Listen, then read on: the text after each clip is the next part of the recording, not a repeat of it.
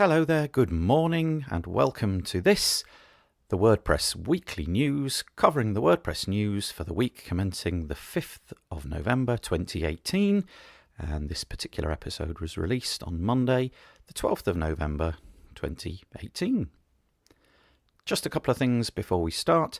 If you head over to the wpbuilds.com website, you've got a menu at the top.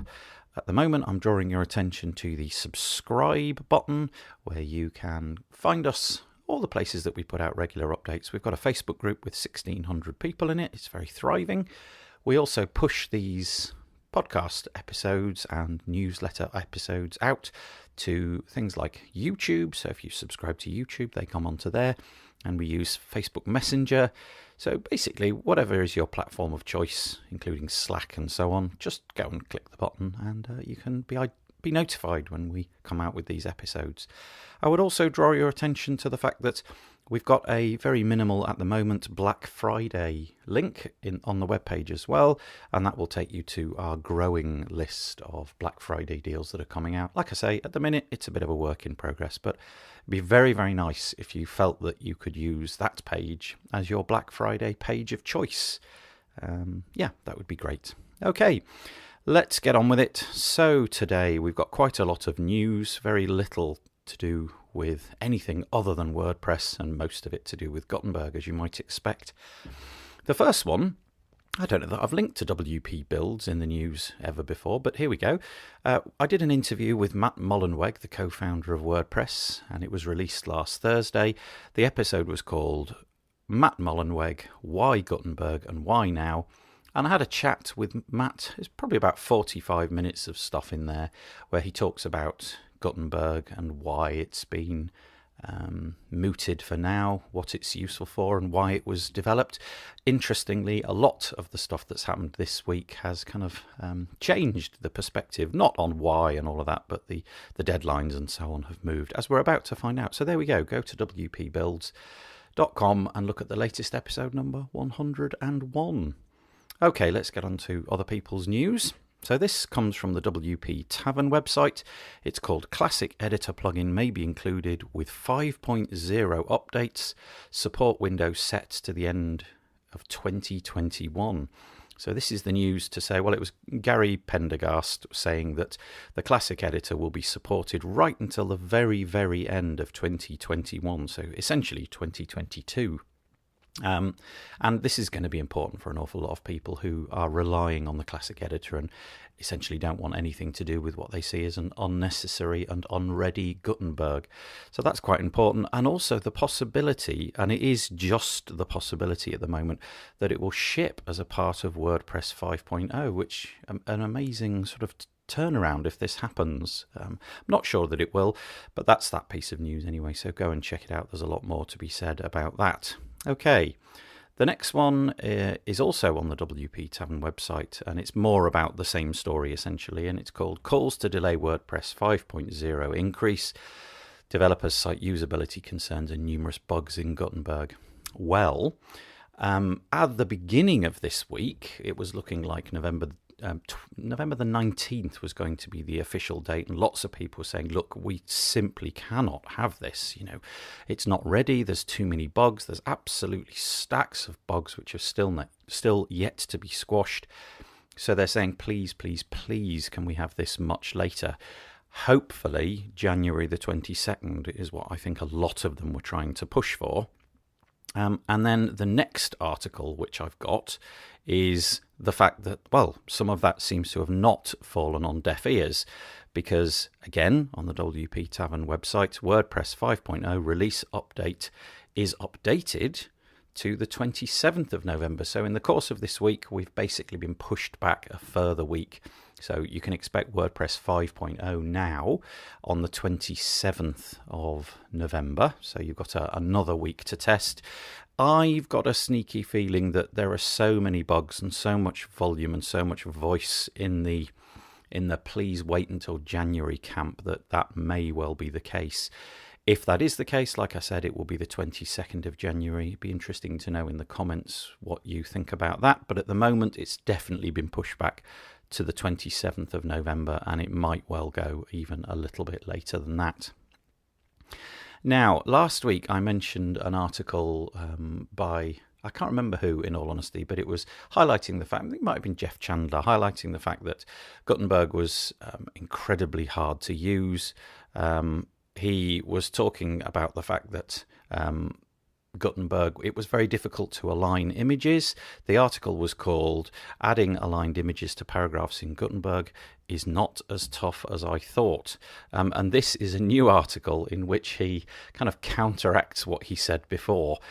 He thought that it was very, very difficult, and then a few people came and did rebuttal articles and showed him the correct way to do it. Well, it turns out that there's a myriad, maybe a dozen ways to do things like add images into Gutenberg, and maybe this is part of the problem, the fact that there isn't just one unique defined way. There are multiple ways to do it, some of which cause great anxiety and make it seem extremely unintuitive. Other ways, in inverted commas, the correct way, make it seem trivially easy. So he's come back with this article which basically countermands his previous article, saying, actually, it's not as bad as I thought. And that came from an article called The Gutenberg Complexity Fallacy. And this was on the I don't know how you say this, William Earnhardt, I'm going to say, and he did the rebuttal article, and he demonstrated to Jeff just how easy it was. So if you're having difficulties putting images into Gutenberg, maybe go and have a look at those two articles, because they potentially could be very, very helpful. Okay, on to a little bit of security news now. This first one is on the WooCamp website, and it's all about a vulnerability in WooCommerce 3.4.5.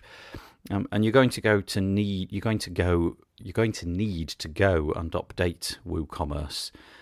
Because this bug it's a user permissions bug, and although you can read the article and get the lowdown on it, essentially by manipulating file execution bugs, you can take over a WordPress website which has got WooCommerce 3.4.5 on it.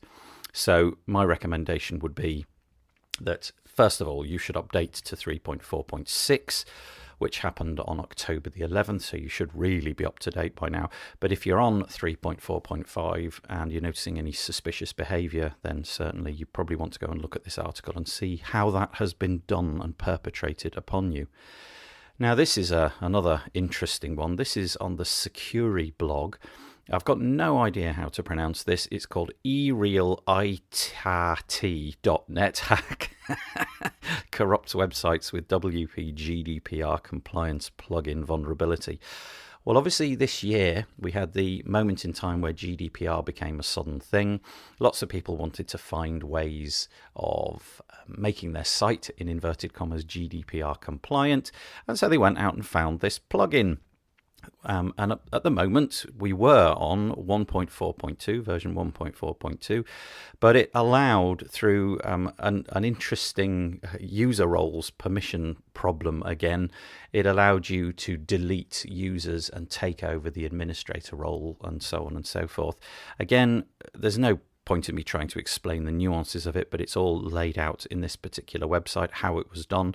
But you must go and update this plugin if you've been using it immediately to 1.4. Let me get this right, 1.4.3, or uninstall the plugin. But it would be a good idea to go and check for users that have got the administrator role that you didn't put there. Okay, all right. The next one, speaking of security, this is a it's talkmag.io article called "Should You Pay for WordPress Security? 8 factors to consider." And really, I think this is an article for novices only. It just lists through all the things that you should be considering, whether or not you should be paying for WordPress security plugins and solutions. I think it's possibly a paid piece because of the last paragraph. It illustrates with links how you might want to use one particular plugin, and then it doesn't link to the other one, so it kind of feels like it was a paid piece. But nevertheless, if you ignore that last paragraph and just read the first 7 or 8 paragraphs, it makes perfect sense. And it's, again, like I say, it's for possibly new users to WordPress only who are worrying about it. Again, if you are a new user and you want to get yourself up to speed, The Security blog have released a email course. This particular post is only a couple of hundred words.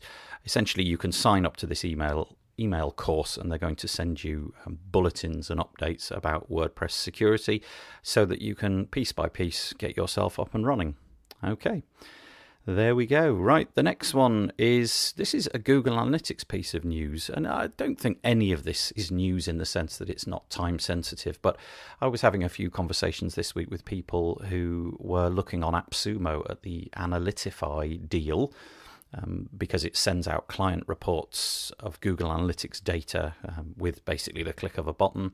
Well, the WPMU dev guys have put together an article which explains how you can do this, and it actually does highlight to me a feature in Google Analytics that I didn't know about. There's a thing called Google Analytics Dashboard, Google Analytics Gallery, where you can go and sort of download pre-created reports. So if you want a report which demonstrates this kind of data, you can download it. And if you want a report which demonstrates this kind of data, you can download it. And I didn't really realize that existed. And there's masses of them. Some of them are very, very popular. So, for example, there's a social media report.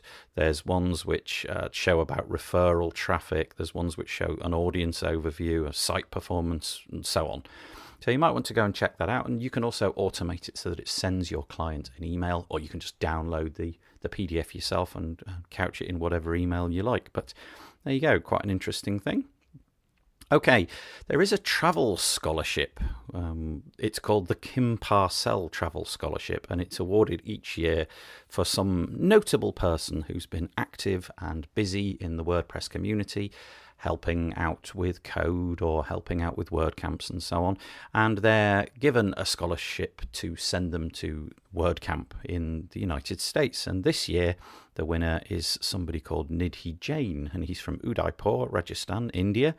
And he's been selected to go to WordCamp US. And there you go. It's just a nice little piece of news. So the next one is this is from the WooCommerce website, and it's the features that have been updated. I think WooCommerce hasn't been updated for quite a long time. I'm going to say the word May or something. The last minor release was in May. And this includes two notable features. It includes new REST API version 3, which has got new endpoints. It's got, there's a laundry list of about 8 bullet points that you can check out for yourself. And it's also got improved, more human-readable transactional emails, so you don't have to go templating them all yourself. And there's a whole load more stuff as well. Essentially, if you're a WooCommerce user and you see that this update is coming down the path, go and read that article because it'll explain all about what has been improved. If you are a developer using WordPress, then you're probably interested in the amount of money you're getting paid for it. And Kinsta this week have an article called WordPress Developer Salary, the Average, plus How to Increase Yours. And it explains how WordPress people seem, on the whole, to get paid significantly less than those doing Drupal work and Joomla work. If you attach the word WordPress onto your search in a variety of website job-seeking tools, then you watch the numbers go down by about 30%. But it's also about where you go and try to find the work. So, for example, some of the websites require you to do some sort of testing, in which case your salary can be higher, and some just allow anybody in which case the salaries can be amazingly low. Your geographical region and so on can make a big difference. But if you're interested to know what should I be earning based upon my skill level, then it might be good to go and look at the Kinsta website this week. The links are in the show notes. And the last one, this has got nothing to do with news. This is just a real illustration to me of how amazing WordPress is and how cool the community is. Did you know that there is a plugin which will enable you to create soccer plans? So it's so niche, isn't it? If you've got a soccer website and you want to show how you're going to deploy your team, there is a plugin for that. It's called Soccer Formation Creator, and it's the kind of thing you watch on the TV when they display at the beginning of the game where the defenders are going to be positioned and where the attackers and midfield and so on are going to go. Who would have thought there'd be a plugin for that? But there is, so if you have a need of it, it's there. Okay, the last article today is our not WordPress but very useful one, and this is to say that Chrome 71, which is coming down the pipe very soon, targets abusive experience experiences, publishers given December deadline. So if you are serving ads and those ads are deemed to be abusive, then those ads are going to be stripped out of web pages. So an abusive ad is basically something which does something nefarious, tricks you into doing something. So for example, it might show a video and you click on a button to watch the video, but instead of that, it downloads a piece of software, or it downloads a Word document with a virus in it or something like that. We don't know whether or not it's going to lose your site rankings if you're showing these things. We don't know any of that, but needless to say, Chrome will be stripping that out, and I can't see anything wrong with that. I personally think this is the way to go. The only problem, I suppose, is that the custodian of that is Google, and whether you trust Google or not is up to you to decide, but I think the browsers getting rid of those naughty adverts is possibly a good thing for all of us. Right, that's it. Thank you for listening to the WordPress Weekly News this week. I appreciate it very, very much. Like I said in the news, go and listen to the Matt Mullenweg article. If you go to wpbuilds.com, it's episode 101. I hope you have a fabulous week. Thanks for listening once more. Bye-bye.